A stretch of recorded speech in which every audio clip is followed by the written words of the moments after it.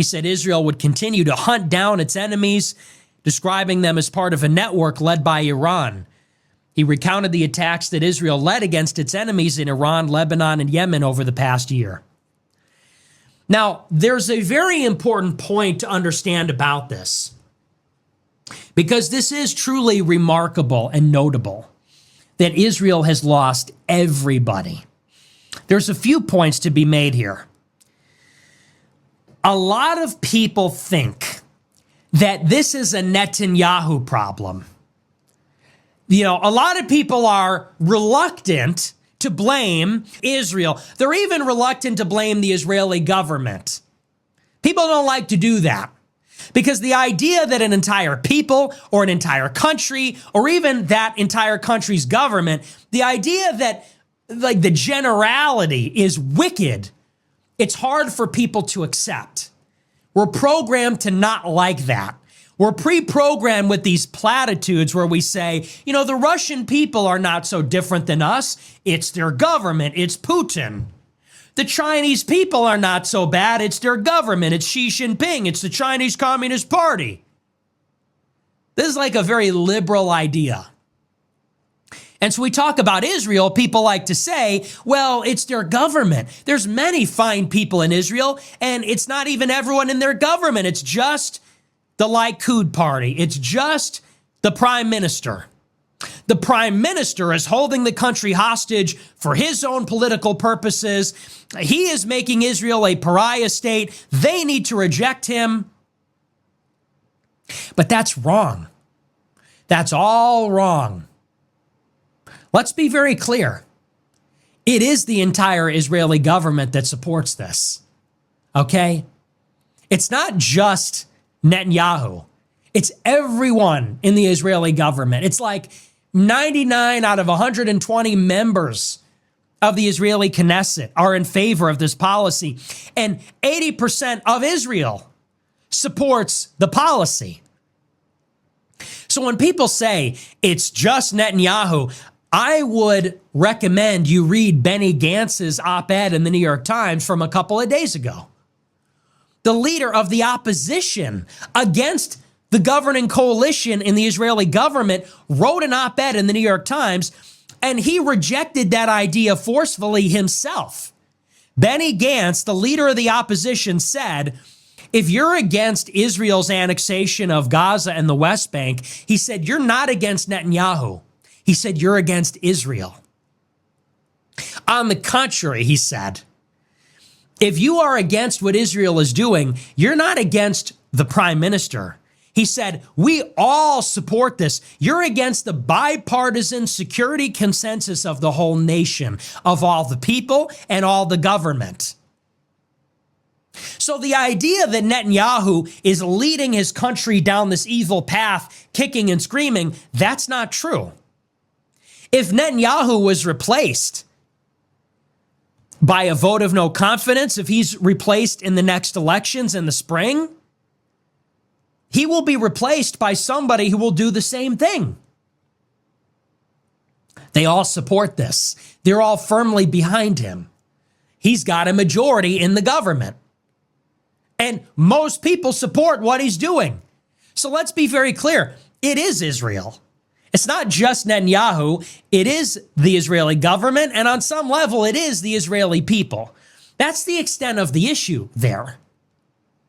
The Israelis really believe that because they were attacked on October 7th, this now gives them the right to wipe out the West Bank and Gaza. Like they all believe that now. They all believe that the status quo that prevailed previously is now unacceptable. Because if Hamas was able to attack, then they cannot tolerate the existence of a Palestinian state so close to their population core. So they got to go. Well, I think that in every society, there are good people and there are very, very not so good people. That is true. Even in Israel, there are very, very fine people. Not every single Israelis is not a good person. I think there are people with good heart. There are people who want to see the Palestinians have their own state. In fact, there have been many protests in Israel, in Tel Aviv, against the same government. All those people who are protesting against Netanyahu and his government are not in support of what Netanyahu is doing. Now, you might say that it might not be the majority of the population. Well, that might be a correct statement to make. Nevertheless, there are still a faction of the population who believe that Netanyahu has been a very, very bad person. And he has to go for the sake of the country as a whole. I have to say this one more time. Not every single individual is the same. Some people are good, others not so much. That is it. In every society, it is like this. Now, most of the times, the upper 1%, the billionaires, the politicians have their own agendas. They don't really care about what the people think. And sometimes when they want to go into those political offices, they sell us, the people, a different dream from what they have in mind. They wouldn't come during their campaigns and tell us how they plan to drag us into never-ending wars. Let's take an example of Donald Trump. He was considered a candidate who wanted no more wars. He was considered to be a candidate who was going to push forward the whole notion of universal peace, negotiation. Let's do business. Let's just all work together and make ourselves very, very successful. Because according to him, fighting wars was more destructive than making peace. That if we all just have peace, if we all just come to the negotiating table and discuss and settle our different disputes, the world as a whole would be a very, very fine place for everyone. That was the message he was selling during his campaign.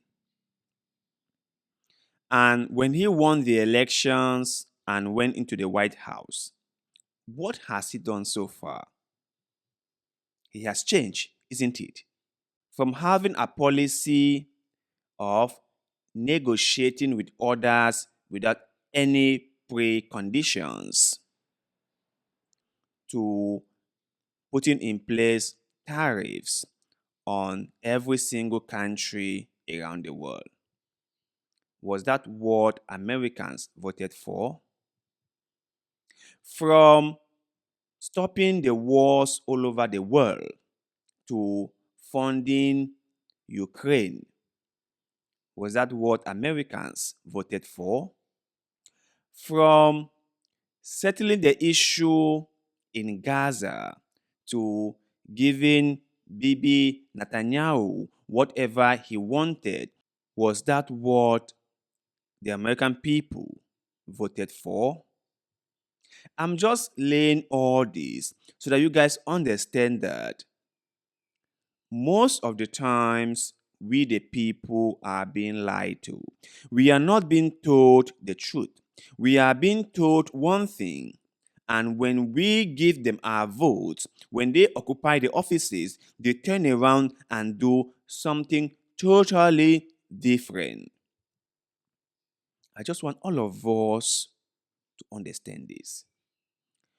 Now, Trump is actively signaling regime change in Venezuela. Was that what the American people voted for? Did anyone in America give their consent about regime change in Venezuela? Many Americans in the Republican Party do not want a regime change, do not want America getting involved in the business of other countries. They have said it.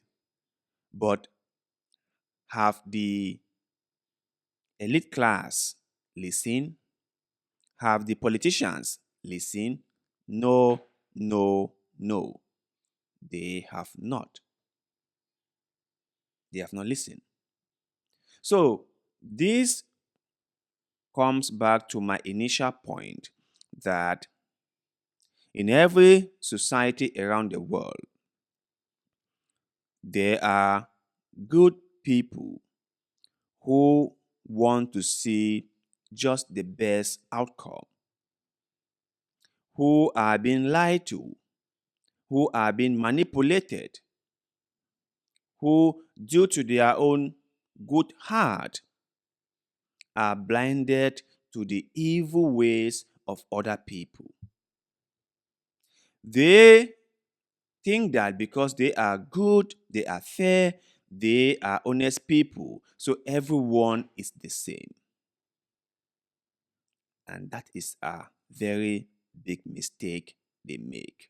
And that policy is what has turned the whole world against them. And to that they say, so be it. To that they say, we will pursue autarky. We will go at it alone. They say, Netanyahu said this last week. He said, we will become a Sparta-like country that the whole world is against, and we will withstand the pressure from the whole world. They'll do it at any cost. Here's the second point about this. Understand that we are attached at the hip with Israel. If Israel is headed towards pariah status, they're dragging us with them. Think about the moment that we are in. The dollar is rapidly losing its reserve currency status, and that's going to create a sovereign debt crisis for America because we can't unload all of our debt now. We are in an inflection point where the world is going from unipolar to multipolar.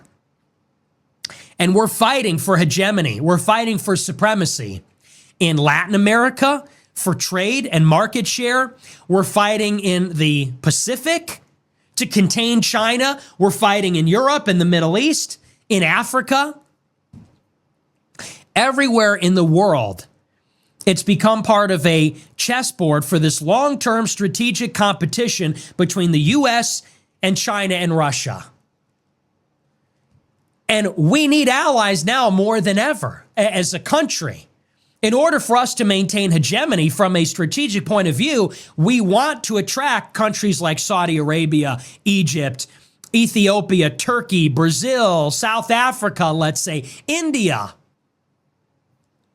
It's not helping that we are being dragged into isolation by Israel. It's not helping that the whole world hates Israel and all the world's governments are against Israel, and we are having to fight Israel's battles. We're having to prevent the world from sanctioning Israel, from kicking Israel out of its other organizations, from boycotting Israel. What is the benefit, actually? They're doing things that we don't even support. Like, they're going against our strategy in the Middle East, and our support for that is alienating us from the entire world. So make that one make sense. We pay for policies we don't even like, which we support, and our support for those policies that we hate, that we're paying for, but supporting anyway, is alienating us from the entire world and making us lose position relative to our strategic competitors. And this is where you realize what needs to be done here. It's not complicated. It's difficult, but it's not complicated. The American president has to put his foot down and restrain Israel. That's what it comes down to. It's like we're so far past the point. People say, treat Israel like any other country. Stop sending them foreign aid. No, like we need to confront Israel like an adversary. We need to confront Israel like we confront Putin, like we confront Xi Jinping, like we confront North Korea. How is Israel better than North Korea at this point? North Korea is not committing a genocide. How many people has North Korea killed in the past 10 years? When's the last time North Korea bombed a defenseless population? Like, think about that. Israel is the pariah state in the entire world. Take it from someone who is an African, someone who have lived through the whole American foreign policy in Africa. America is not just losing the world because the world realized that America is not as principled as they might have claimed to be. The world is not moving away from America because America is doing good and the world is running away from good. No. The world is moving away from America because the world have realized that America is not a reliable partner. No one loves a toxic relationship. No one loves someone who constantly lies to them. No one loves someone who is undependable. No one loves someone who is untrustworthy. No one loves those people. If you are someone with this kind of like very poor characteristics, of course, people will stay away from you. As soon as people realize that you are a pathological liar, you don't keep to your words. You say one thing today, turn around, say the other tomorrow. They cannot trust you. When people realize all this about you, they just move away from you. That is what I would do. That is what other people will do. And that is a very common reaction. So when America is out there speaking with both sides of their mouth, they think that people are not paying attention. No, people are paying attention.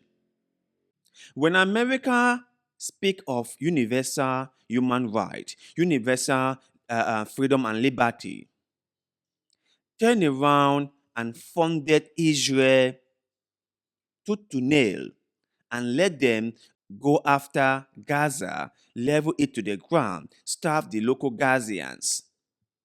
You think people are not paying attention? People are paying attention. When America turn around and start saying that they would do a regime change in Venezuela, you think people are not noticing? Of course, they are noticing.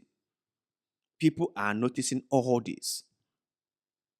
They are noticing all this. When Americans say that we are giving foreign aid to African countries, and in public they will say those aid have no string attached. But behind the scenes, they are making a lot of demands. You think people are not paying attention? Of course, we the Africans know that. We have clearly seen that. We have. So we know what they are doing. When they come to Africa and through their IMF and World Bank loans, squeeze us, we can barely survive. You think we don't know that? When they funded and supported illegitimate regimes in Africa, because those regimes let them take away our African resources. You think we don't know that? They themselves will go on their CNN, their BBC, their Fox News, and they will take the morally superior stand. They will do that. They will say, we are a democratic country. We stand for universal peace. We stand for freedom for all, and we do just the right things because we are but a fair people. Why they are saying all this on their CNN and their BBC and their Fox News? They are actively stealing Africa's resources. They are actively funding Israel to bomb Gaza. They are actually allowing Israel to colonize the West Bank. They are actually providing cover for Israel in the United Nations. So let me say this one more time. America is not losing the world because the world hates America. No. That's not the reason. The world is pulling away from America because the world have realized that America is not a trustworthy partner, and you can never depend on them because they will stab you in the back.